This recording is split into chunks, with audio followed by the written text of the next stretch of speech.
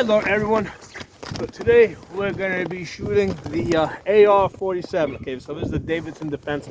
I've done a number of videos on this. There was a whole fiasco that I had with this with the Bear Creek Arsenal firing pin. I finally got that sorted out. I've got in the Black Rifle Arms firing pin. That's been working really good. I've had this out to 500 yards.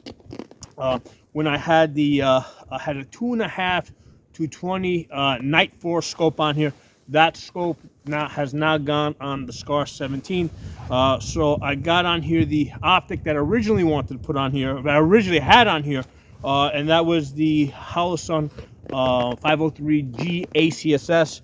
So, and today I've got the holosun 3X magnifier behind this. Okay, so right now it's snowing, right, and I've got a 2 foot by 1 foot target out at 200 yards, and I was just like, at 200 yards I was trying to look at this target, and with the naked eye through this snow, it's not a heavy snow, but still at 200 yards, looking at a target that's only 1 foot by 2 foot, I can't really see it. I can kind of see it, but I really can't see it with the naked eye, and I want to see how it's going to look with the 3X scope, and if I can make my hits, okay? Because I don't think I'd be able, like, certainly if I didn't know exactly where the target is, there's no possible way, like, I would be able to find it with the naked eye and hit it.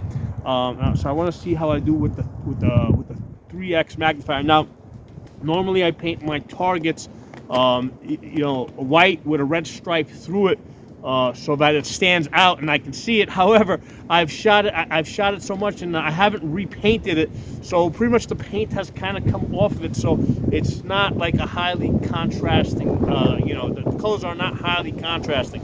So it's going to be interesting. Let's try this out. I've got 10 rounds loaded in this 20 round magazine. Let's see how many I can get out of 10 rounds.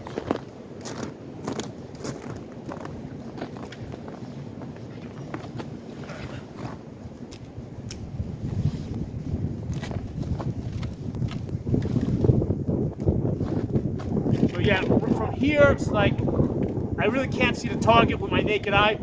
I know where it is. I mean, you know, if I was shooting at it, I'd probably get some hits just by knowing where it is. But let's see with the magnifier how it looks.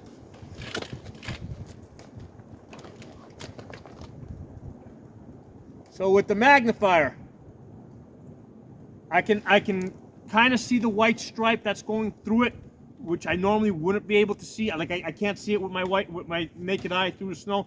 But that 3X magnifier, yeah, it's definitely allowing me to see the target. So it's going to be very useful.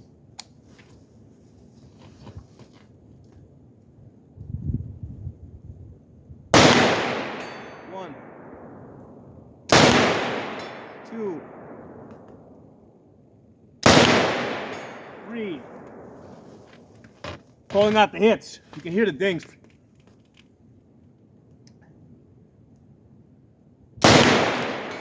4. Nope. 5.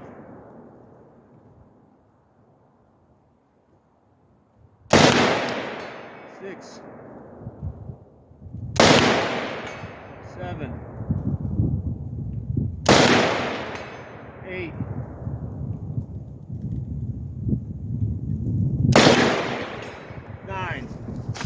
9 out of 10 hits. I'm not sure why that one missed. I was actually a little surprised because I think I held on the target pretty good.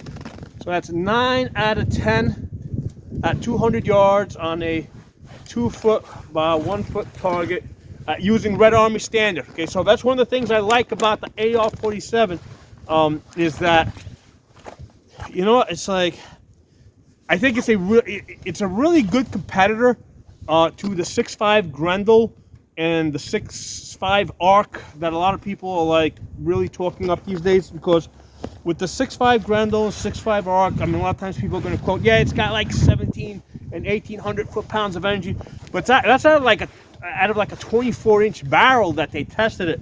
I did a video, you can, if you search my channel, you'll find it, where I researched what people were doing were, people were actually chronographing on 16-inch 6.5 Grendels and 6.5 arcs, and they had to use like Hornady ammunition, like really expensive Gucci ammunition, to get up, like to get close to like to get a little bit past 1,500 foot-pounds. I don't remember the exact numbers.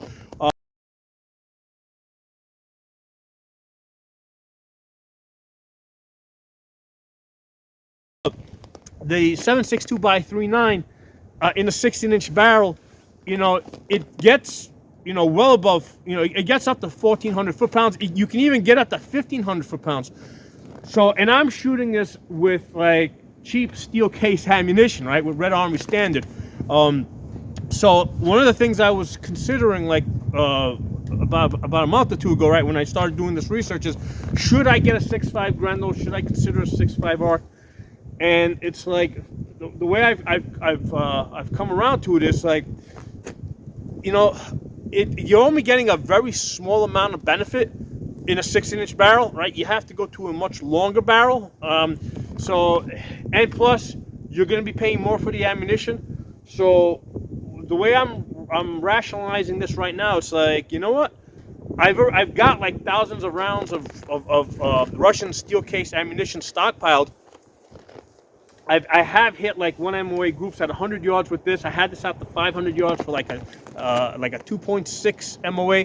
So I really don't see a reason to get it to 6.5 Grendel or 6.5 arc, especially in the case where like I already have thousands of rounds of 7.62 by 3.9 ammunition, right? So that's the conclusion I've come to, and I was actually trying really hard to justify getting into a 6.5 Grendel or 6.5 arc, and one of the other issues I found with the 6.5 Grendel is that people reported that like if you're doing like full auto fire or really fast shooting, you can have feeding problems, right? And it's related to the cartridge and the way it's shaped. Which is also true with the AR-47, right? Where I'm shooting the 7.62 by 3.9 in the AR. I mean, these cartridges, they're not ideal for the AR for the standard AR platform, right? There's things that can't I know that Palmetto has a unique lower that will accept like AK-47 magazines, and that's what you really need, because the issue with we're trying to use the AR platform is that the magazine here is straight. So what that forces you to do is use a magazine that's like straight over here and then takes a sudden curve over here. And that's not like ideal for 7.62 by 3.9. And apparently it's not even great for a 6.5 Grendel, because they're having some feeding problems with that too. So like my conclusion is, it's like if I'm going to go to a different, if I'm gonna invest in the 6.5 Grendel, unless it's gonna be perfect and really give me like over the top results, I don't see a reason to do it, man. I'm just gonna stick with the 7.62 by 3.9, which I already got a shitload of ammunition for, and just have fun with this, because where I'm seeing this, it's like, okay, 5.56, excellent round, okay, it's gonna handle like 90% of what like SHTF stuff. It's gonna handle it great. Anywhere between zero distance all the way out to 500 yards on soft fleshy things, it's gonna do great, man. And remember, at 500 yards or even past 200 yards, if you wound somebody, they're not gonna continue to charge your position. So wounding somebody past 200 yards is good enough, okay? But if you really need to be working, let's say between between 500 and 1,000 yards, because that's kind of like with a lot of people say, hey, the 6.5 arc, the 6.5 Grendel, the 1,000 yard cartridges. You know what? I got a 308, and that's just better. At those distances, the 6.5 arc and the 6.5 Grendel, they're good.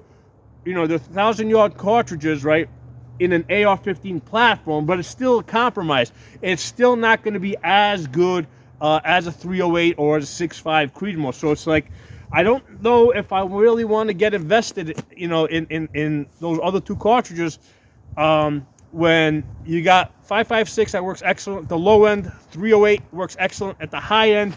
And you know what? This AR-47, all right.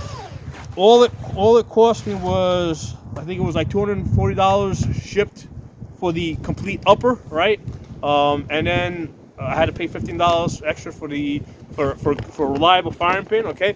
And some extra magazines, because you need the magazines. So the magazines come in at around $20. But I got the ammunition, so for me this was a much better choice. Now, if you don't have the ammunition already stockpiled, you got to really check the prices and see if this is worth getting into.